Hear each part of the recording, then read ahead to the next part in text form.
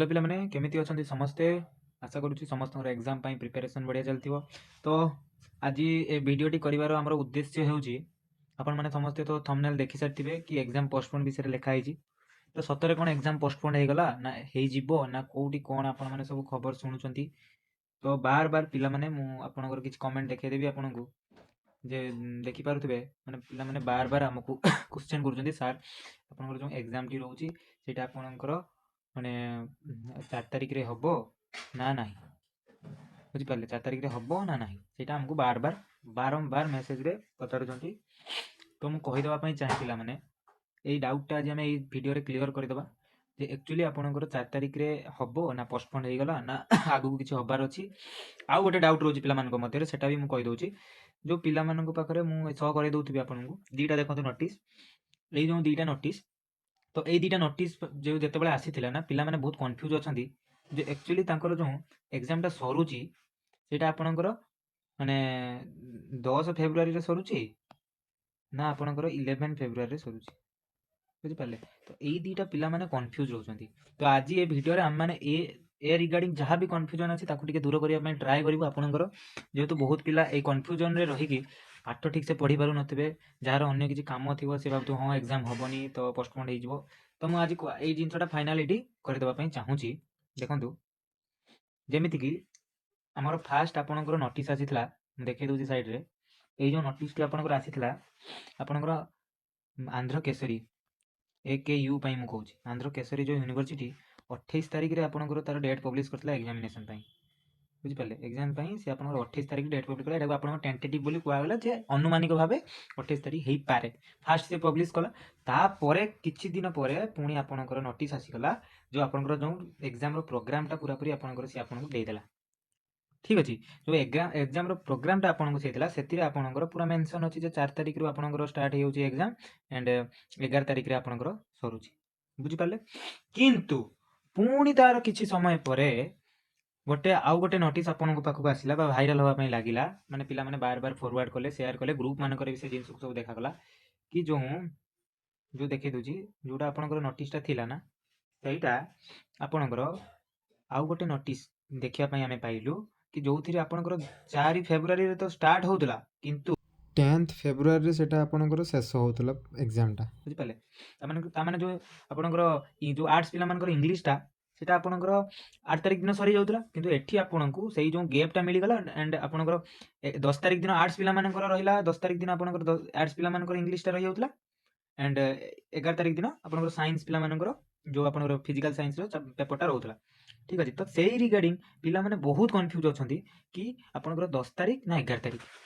तो मु एटा कन्फर्म कर देबा पई चाहे जे बहुत आमे माने सब रिसर्च बा बहुत खोजा खोजी करिया परे एई जिंसटा जानिया पई पाइलु कि आपनकर जो सेकेंड रे जो नोटिस टी आसीथिला मु एटी साइड रे शो करूची देखंतु एटा जो आपनकर आसीथिला ना ए जो नोटिस टी आपनकर आसीथिला तो ए नोटिस रे आपनकर जो लेखा हेची माने 4 फेब्रुआरी रो स्टार्ट होची विथ सरुची केबे ना आपनकर 10 फेब्रुआरी 10th फेब्रुआरी आपनकर सरुची बुझी पाले तो फेब्रुआरी पई लिखितली मु 4 फेब्रुआरी एग्जाम स्टार्ट होची 10 फेब्रुआरी आपनकर सरुची तो एइटा ही होची आपनकर करेक्ट बुझी पाले। तो आ छडा आपण माने जो आरो नोटिस टी पाइछंती ताको टोटली भूली जांतु बुझी पाले एइटा ही आपनकर फाइनल एंड एइटा ही आपनकर राइट बुझी पाले। आशा करूची ए डाउट टा आपण मानकर क्लियर हेतिबो आपण माने बहुत कमेंट कलेनी कि आपनकर एक्चुअली एग्जाम टी केबे सरुची 10 तारिख सरुची ना 11 तारिख पिला मानक मन रे ऑब्वियसली कंफ्यूजन टा रहिबो। ठीक अछि अनुसार से प्रिपरेशन करिबा। आउ गोटे एबे हमें डाउट जो सबटु बड़ डाउट कि आपनकर एग्जाम जो रहउची ना ए जो एग्जाम एग्जाम आपनकर जो रहउची सेटा आपनकर पोस्टपोन हबो ना नै।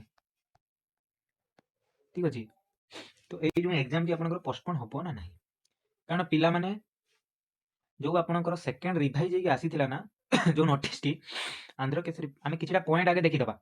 ठीक अछि फर्स्ट थिंग आपनकर आंध्र केसरी थोरे आपनकर टेंटेटिव डेट गोटे डिक्लेयर कला।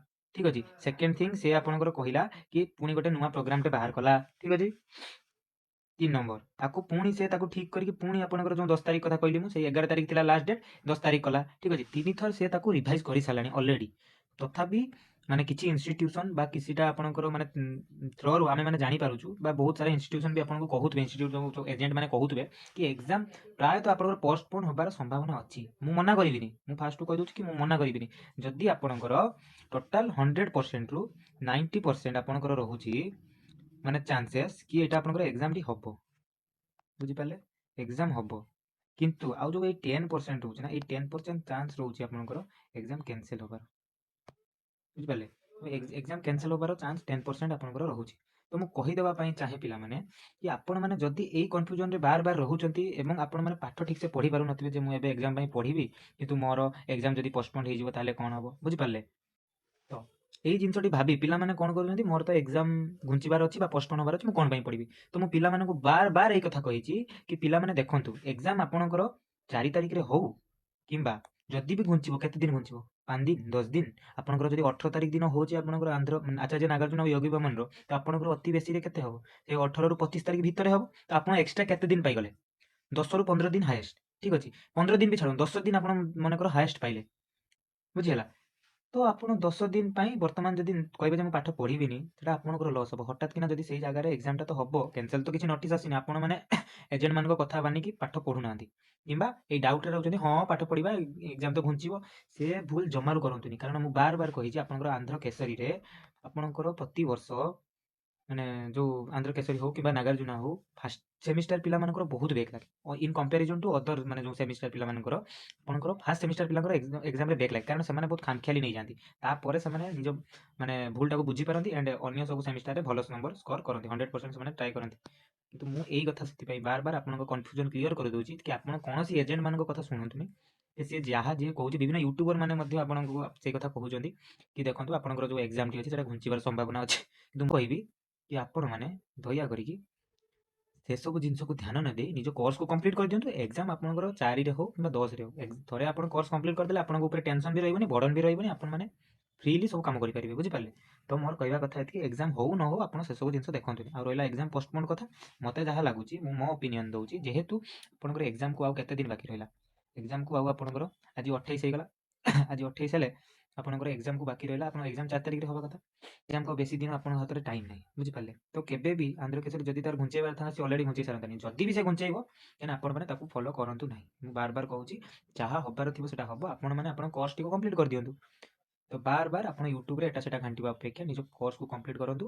ବାସ୍ ଏତିକି ଥିଲା ଆଜିର ମୋର ଭିଡ଼ିଓ କରିବାର ପର୍ପଜ୍। ପିଲାମାନେ ବାର ବାର କମେଣ୍ଟ କରୁଛନ୍ତି ଯେ ସାର୍ ଆମର ଏକ୍ଜାମ ଘୁଞ୍ଚିବ କି ନାହିଁ, ଆରେ ଘୁଞ୍ଚୁ ବା ନ ଘୁଞ୍ଚୁ, ତମ ଏଜେଣ୍ଟ ତମକୁ ଜଣେଇବେ, ତମମାନେ ପେନିକ୍ ହୁଅନି, ନିଜ ପାଠ କୋର୍ସ କମ୍ପ୍ଲିଟ୍ କରିଦିଅ, ଠିକ୍ ଅଛି। ତ ଆଉ ଗୋଟେ କଥା ପିଲାମାନେ, ତ ଆପଣମାନେ ଆନ୍ଧ୍ରପ୍ରଦେଶର କେଉଁ କେଉଁ ୟୁନିଭର୍ସିଟି ଅଣ୍ଡରରେ କେଉଁ କେଉଁ ସବୁ କଲେଜରେ ଆପଣମାନେ ନାଁ ଲେଖେଇଛନ୍ତି, ଆପଣଙ୍କ ଏଜେଣ୍ଟମାନଙ୍କ ପାଖରୁ ତ ବୁଝି ସାରିଥିବେ। ଆମକୁ କମେଣ୍ଟ ମାଧ୍ୟମରେ ଆମକୁ ସେଇଟା ଜଣେଇବେ କେଉଁ କଲେଜରେ ଆପଣମାନେ ନାଁ ଲେଖେଇଛନ୍ତି, ଆଣ୍ଡ ତା ସହିତ ପାଠପଢ଼ାକୁ କଣ୍ଟିନ୍ୟୁ କରନ୍ତୁ। ଧନ୍ୟବାଦ।